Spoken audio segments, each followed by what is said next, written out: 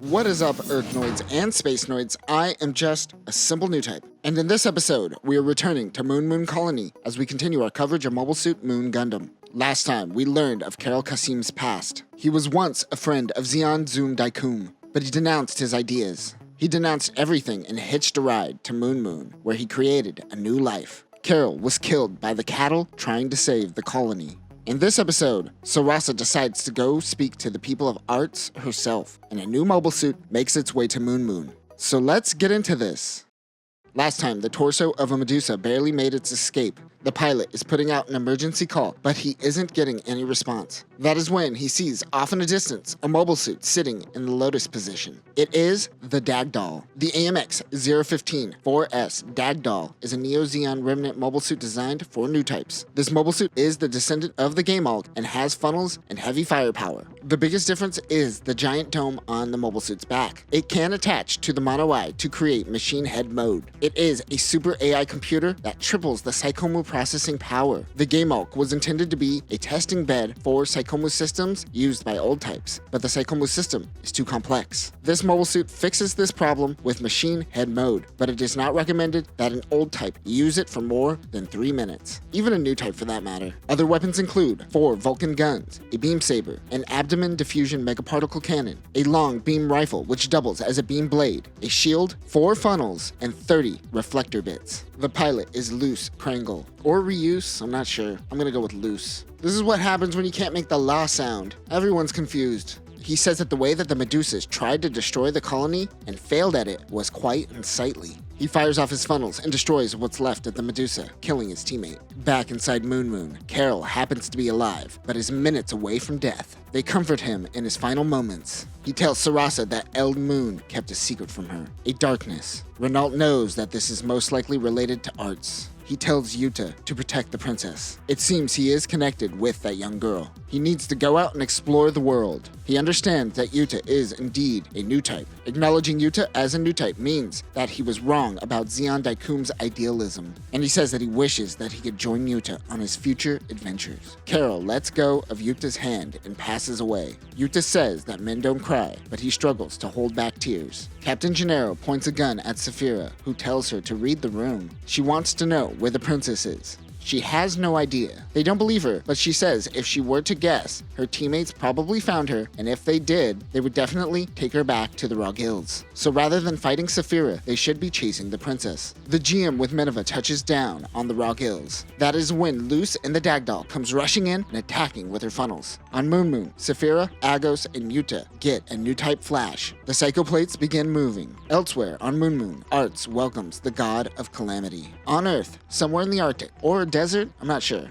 Nanai is with Shar Aznable. He feels strangely excited that night. On the Razaim, they get intel that they lost communication with the Raw Guilds. They have been assigned to go investigate. Amado also feels a weird sensation. He preps his Rick DJ. Luce touches down on the outside of Moon. She gets out of her cockpit with a modified Hado. She says hello to Moon. Neo-Zeon remnants piloting Gaplants and Hyzax are being attacked from afar. The Rick DJ comes rushing in, causing some damage. He holds the Gaplant down and tells him to open up the cockpit. He asks if he is working for Shar. The Gaplant pilot realizes that this is Amado Ray. He mentions the captain, so he is working with Shar. He says, let's see you survive this before self-destructing himself. Amado does indeed survive that. One Jagan pilot backing up Amado says it most likely isn't EGUM, so it probably is Neo-Zeon. EGUM is an insurgency group that plays an important role in Gundam High Streamer. More on them later. Amado is certain he heard the pilot say the captain. Luce is inside the colony with Salon. This is a modified Hado with devil ears. It comes from the first generation of Hados. Its eyes have been removed for a circular screen. This could be used for video calls. It also has weapons such as a stun gun and a ball-bearing gun. It can only say its name, Salon. The Adelante 3 crew are picking up all the psychoplates from the battlefield. They are quite amazed that one moment it forms into a sword and the next moment it is shaped like the moon. One says that they need to utilize this Gundam to its fullest capabilities. Another reminds her that it isn't a Gundam. It may have a Gundam head, but it is still the Vargwell. They suggest that they hurry up and get out of there as fast as possible. A lot of people just died, and these people don't really understand the difference between Zeon and EFF. A mob can incite at any minute. Renault gets into the Gundam. He is unable to make anything move. Yuta wants to show him how to do it, but he forbids him from getting into the machine. Even though it saved them, it caused the death of his grandfather.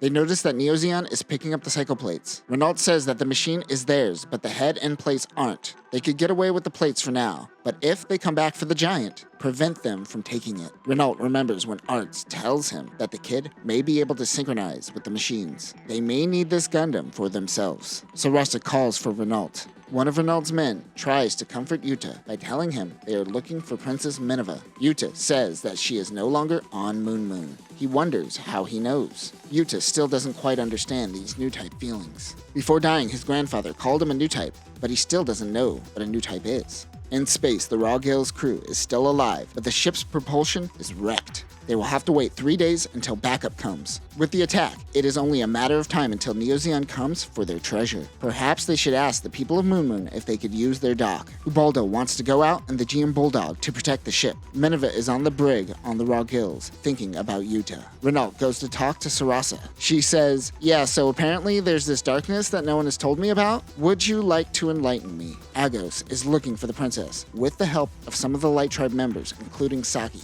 Agos asks Saki about Minerva as she was the last person to see her. They run into a downed Medusa. Saki is crippled by the action that she just encountered. Someone died by the hands of a machine, by Yuta's hands. She says that they will no longer wander in the meadows of the moon. They will always wander in darkness. The Light Tribe is extremely religious. Essentially, she experienced the greatest of sin and is definitely going to hell now. Agos tries to calm her down and tell her that that isn't true. People have to do what they have to do to survive. Last episode, Ubaldo kidnapped Minerva. Saki knew about it, but she did nothing to allow her to be saved. I'm gonna start calling it Moon Heaven and Dark Side of the Moon Hell. Agos sees two people wandering off into the forest. Saki says that it probably is the people of Arts, as they are on the edge of the forest of abandoned children. Agos wants to go talk to the people, but Saki's guilt causes her to lash out on Agos. Sarasa explains the past that she knows to Renault. Long ago, Moon had two chiefs, the Light Tribe and the people of Arts. The Light Tribe rejects technology while Arts embraces it. One day, Arts tried to poison the waters, and the Light Tribe went on a war and drove them to the forest of abandoned children.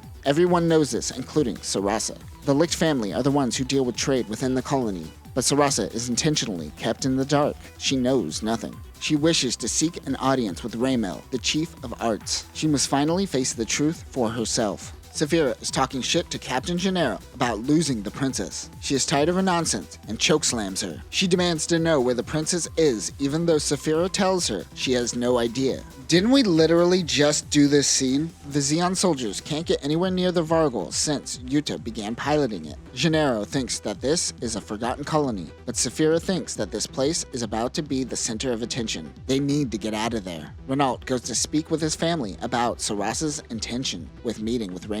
They find it to be an unholy act. They see it like inviting a criminal over. The Licht family should be the ones to handle these situations like it has been for centuries. She doesn't know their dealings with medicine. They wonder how she will react if she knows the truth. What is this truth? Renault's mother, Nilda Licht, heads out to the Forbidden Forest. Spying on the situation is Salon. She heads out to the gates of Arts and demands they open up. She meets with Raymel, who happens to be her daughter. While they meet, Salon and Luce watch on. Salon records their conversation, it seems. He finds it fascinating, but he has all the information that he needs. It is time for him to find the princess. Menevazabi wakes up on the Raw Gills. In the hangar, Lieutenant Ubaldo is preparing the GM3-powered Bulldog. The RGM-86RF FA GM3-powered full-armor Bulldog is a GM-powered equipped with enhancements similar to the RX-78 Gundam and the FSWS plan of the One-Year War. Beam mass production and proliferation of beam weapons kind of made the heavy mobile armor mobile suits a thing of the past. However, once anti-beam coating became a thing, the full armor made its comeback. This took the development of the FA-78A full armor Gundam to the next level.